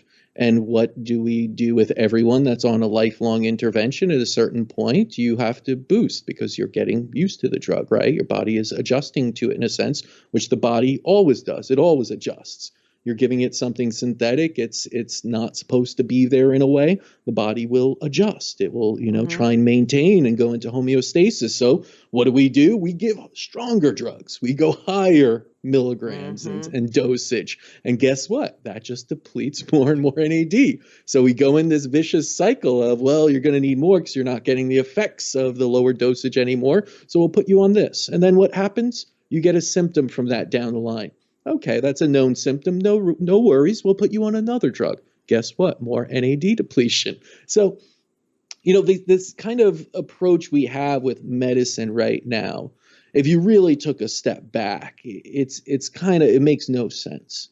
It's something that we're just, trying to manage everything in the body with something synthetic, which is a chemical which has lots of side effects that we're not even incorporating. No doctor's thinking about NAD depletion when they give you a cholesterol medication. They couldn't care less. They're solving a problem in a sense. Your cholesterol's here. We want it here. Take this drug. That's all I care about. That's all I've been taught. And again, I'm not faulting doctors. I love them. My father's a doctor. He was in conventional medicine for tens of years, and I still have tons of friends and very close colleagues that are still abiding by the conventional and orthodox way of going about it. And, they are taught that way, and they are doing good in a sense of someone comes in with pain and they leave without pain.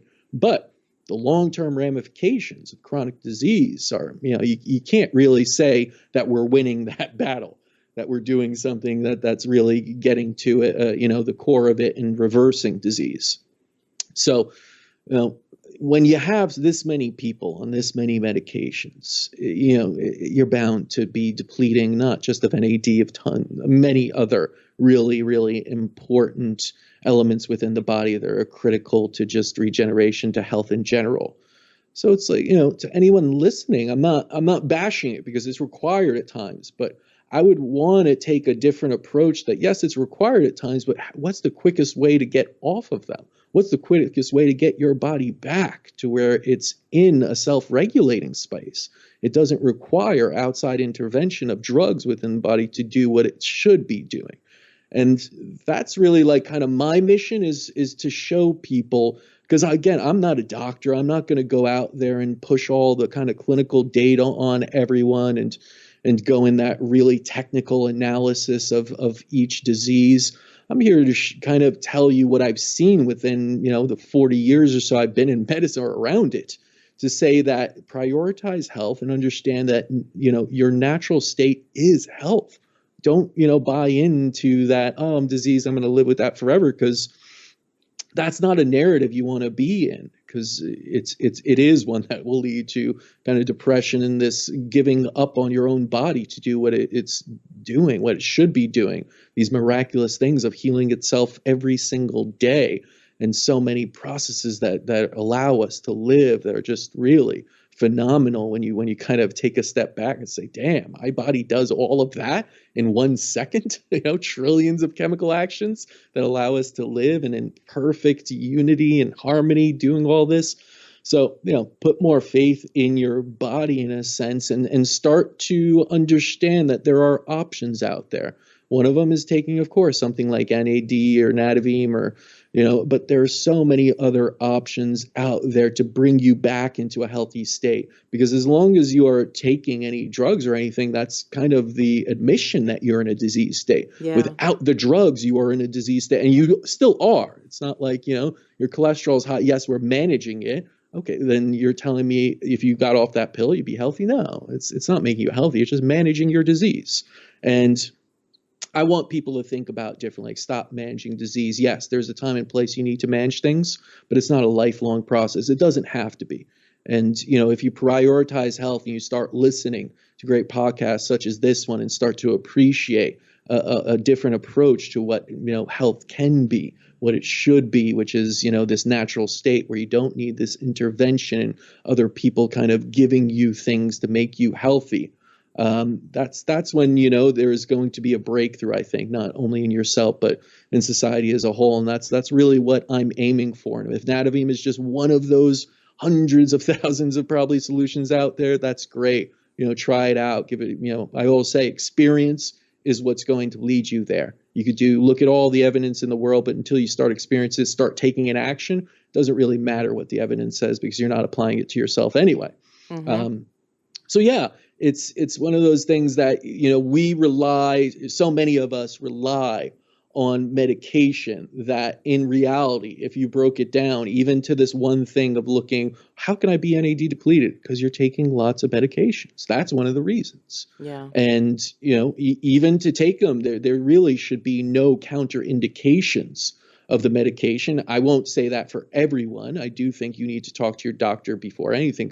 I can't speak for every medication out there. I know there are some where if you provided energy to the mitochondria, you might have a reaction of pushing certain toxins from certain drugs that you may not want to, and it may exacerbate some conditions. That's true, I think, for anything you do. If you're on certain medications, do speak with your doctor about. I will say this, a lot of doctors don't even know what NAD is, and that's kind of sad to me because it is such an important compound, but we've had customers be like, my doctor didn't know what it was, so he didn't want me on it. I would say you have the power. Doctors don't, they think they do. I know doctors, and they're like, I'm telling you, I went to medical school. If they don't have patients, they don't have, a practice. They don't have a career. They listen to patients. They really do. And so I'm not saying be a nosy, well, you should do research, but just ask your doctor. Maybe, I've heard this, other doctors said this about, maybe you'd want to do a little research, push back a little bit. I think this idea that doctors are infallible and know everything, that's just crazy to me. They're regular people. They don't know everything, and why would you expect them to? Yeah, they're not don't machines. They're not computers, no. right? They're not computers. Right. They're specialists more normally. I've met doctors that know nothing about other systems of the body and only about the GI. And if you ask them anything about the brain, they would know very little. I mean, that training, they forget it. You don't remember everything you trained in and learned about in college. I don't remember my kind of, first year of college, what I learned in marketing there.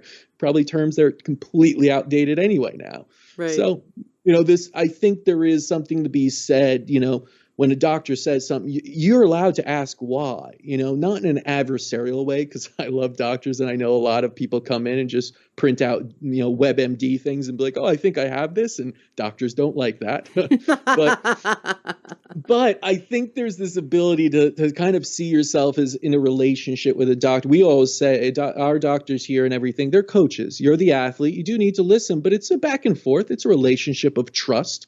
It's a relationship of being able to look at all the options and kind of, both sides do the research, and be able to find a doctor that you really feel comfortable with, I think.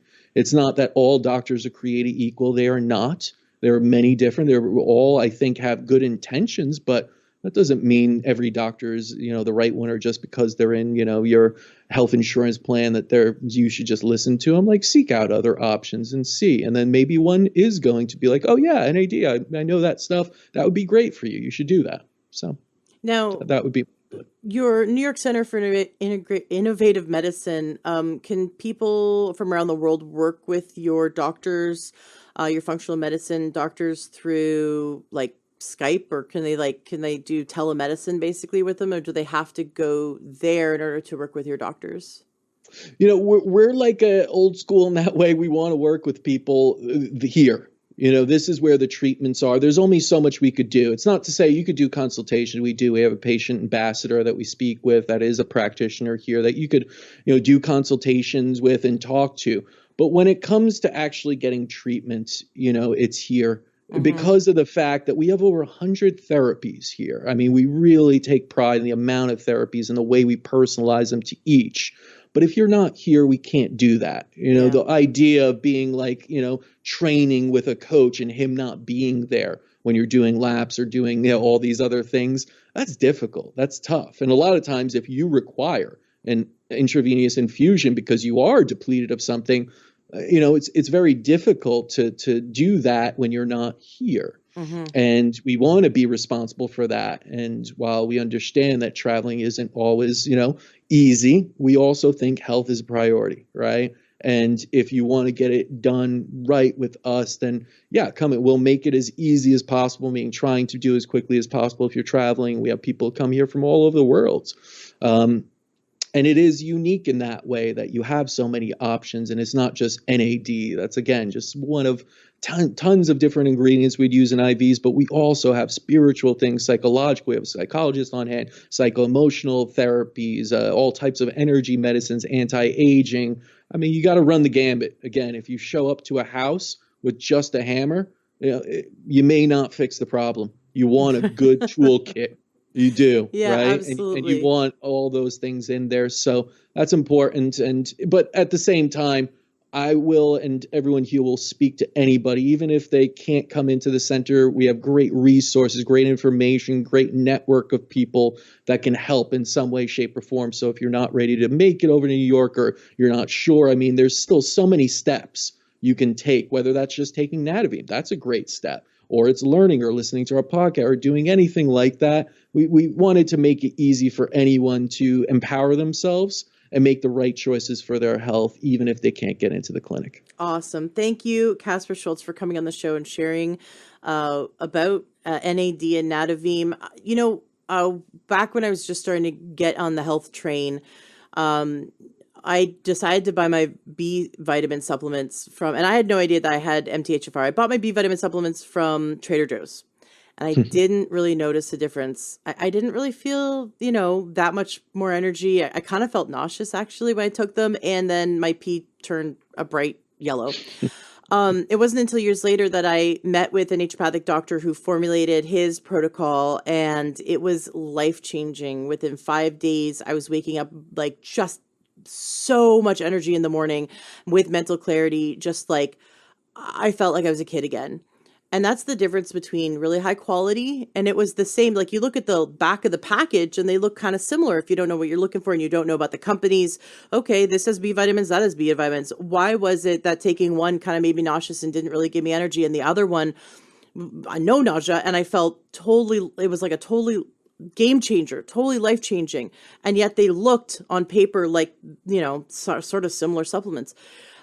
When you go to a company that puts so much into making sure that there's quality and bioavailability, and that really they developed it so that doctors could see a difference, so that they could do blood tests and see a difference, that they could study it and study the effects of it. That company has put in all the work to make it something that is quality, that you're going to notice a difference. You're really notice the difference, versus there's other NADs out there I've seen, and it's buyer beware, because in the supplement industry, someone could sell a bottle that says NAD on it or says ginkgo biloba on it, or vitamin C, and they're actually has no ginkgo biloba or no vitamin C or no NAD in it. It could be all filler. And that is the buyer beware of the supplement industry. It's not regulated, which we don't want it to be, because the second it becomes regulated, then they will take it all away and make it drugs. We don't want to be regulated, but we also, that means we have to do our research and make sure the company is legitimate.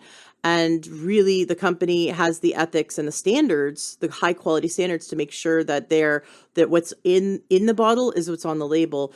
So that's why I'm happy to know that Nadovim exists. The quality is there. It's nadovim.com, and the coupon code is LTH for our listeners. It's NADOVIM. I'm really excited for listeners to try it, get a bottle, just try it for themselves, and then come into the Learn True Health Facebook group and share their experience. I want to hear from everyone, and I'm going to do it as well. And we'll just see, like, hey, what differences did we notice? Big differences, small differences, no differences. I'm excited about the energy and the sleep. I think that's great. So I'm looking forward to, over the next few months, hearing back from listeners as we try it out for ourselves. Just give it a try and see what differences we notice. The proof in the pudding is in the eating. So let's try it and see what happens. It was wonderful having you on the show. I'm excited to try all this and see for ourselves. So thank you for coming here and explaining it today. Thank you. Real pleasure, Ashley.